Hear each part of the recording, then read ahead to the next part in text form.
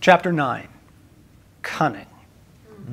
In a piece of advice that could have been lifted from a CIA training manual or the whispered meetings of a revolutionary cell, Jesus tells his little platoon, I am sending you out like sheep among wolves. Therefore, be as shrewd as snakes and as innocent as doves. We like the innocent as doves part. That sounds very nice, very Sunday school. But that first bit, well, hold on now. Shrewd as snakes? When you hear someone say, he is such a snake, do you think to yourself, oh, what a fine Christian?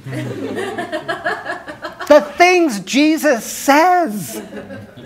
Let's get the religious drapery off of this, okay? A dove and a snake, okay? Surely they remember the dove descending on Jesus. As for the snake metaphor, these Jews would have connected that instantly to the serpent in the garden. Be as holy as the Spirit, be as cunning as Satan? You want us to do what? Jesus is saying, look, this is a very dangerous world. The disciples glance at each other thinking, right, we've got the Son of God on our side. I mean it, he continues. Take this seriously. I'm sending you into the Congo with a butter knife. You are easy picking. You must be holy, and you must be cunning. They've been watching Jesus for a few years now. His way of maneuvering must have given this command a sober weightiness. By what authority are you doing these things? The Pharisees asked. And who gave you this authority? Jesus replied, I will also ask you one question. If you answer me, I'll tell you by what authority I'm doing these things. John's baptism, was it from heaven or from men?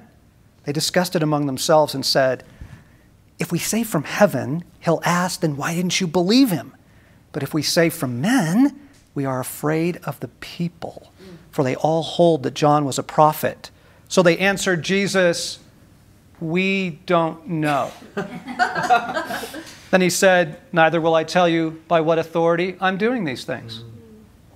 The clerical stooges dare to question his authority. He turns the trial on them so completely, they find themselves backed into the corner that they had hoped to back him into. Now they don't know what to say or do. Jesus says, if you won't answer me, I don't have to answer you. And then he just turns and walks away. Beautiful.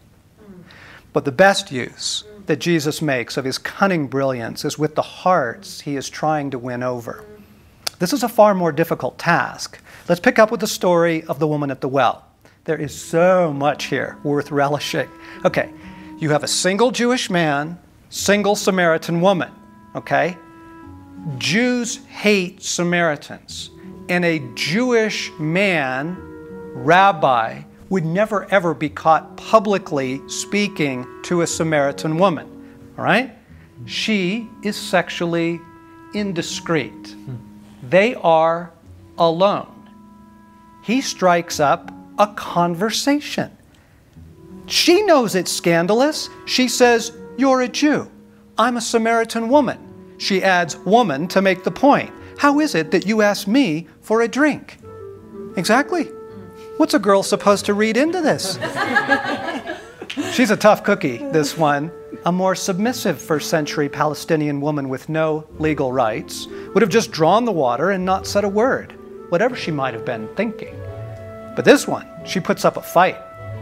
I like her already. Jesus replies, if you knew the gift of God and who it is that asks you for a drink, you would have asked him, and he would have given you living water.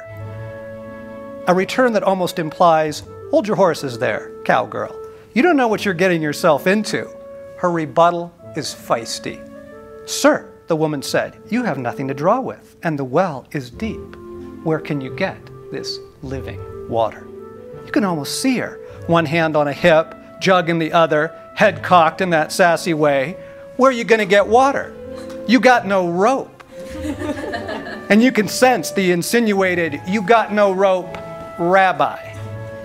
Then she tosses in a bit of the racial tension. Are you greater than our father Jacob, who gave us the well and drank from it himself, as did his sons and his flocks and herds? Okay, Samaritans were hated by the Jews because they were half-breeds. Dragging Jacob into this is a defiant, "Do you think you're better than me?" A comment that would have incensed your average Pharisee. She is picking a fight. Okay, the repartee here is worth the entire account.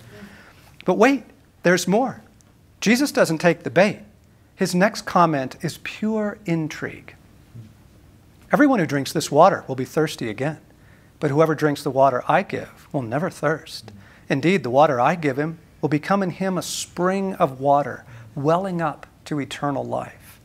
The woman said to him, "Sir, give me this water so that I won't get thirsty and have to keep coming here to draw water." He told her, "Go call your husband and come back." "I have no husband," she replied. Jesus is setting a trap. She throws one verbal jab after another, like a waitress in a rough cantina. He has the deftness of a bullfighter. She's snarky, then defensive. He's gracious and engaging.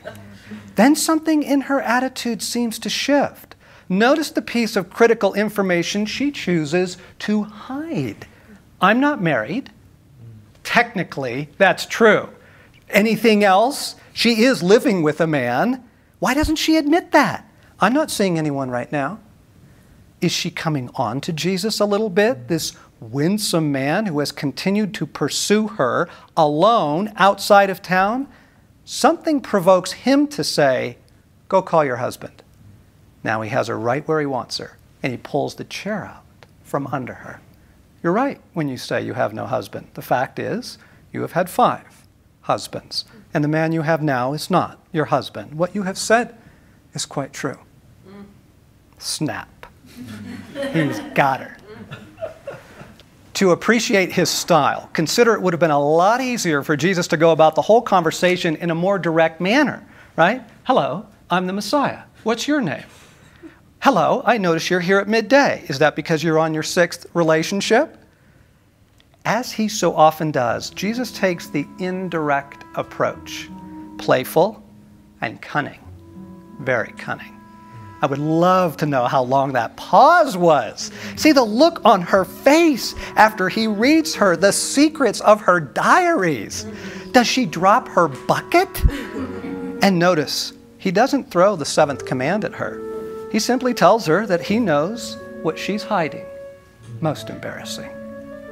She actually tries one more racial religious card, maybe to deflect the attention off of her. Jesus holds his ground. He must be smiling at her now because she doesn't fight back after that. "I know that Messiah is coming. When he comes, he will explain everything to us." This is the humblest thing she has said yet. Essentially, she's asking, "Are you who I think you are?" And Jesus simply says, "Yep." What a wonderful way of capturing this woman. The story ends with her running to tell the whole village. And in generous Jesus fashion, he stays 2 days with them, a Jewish rabbi hanging out with the Samaritans.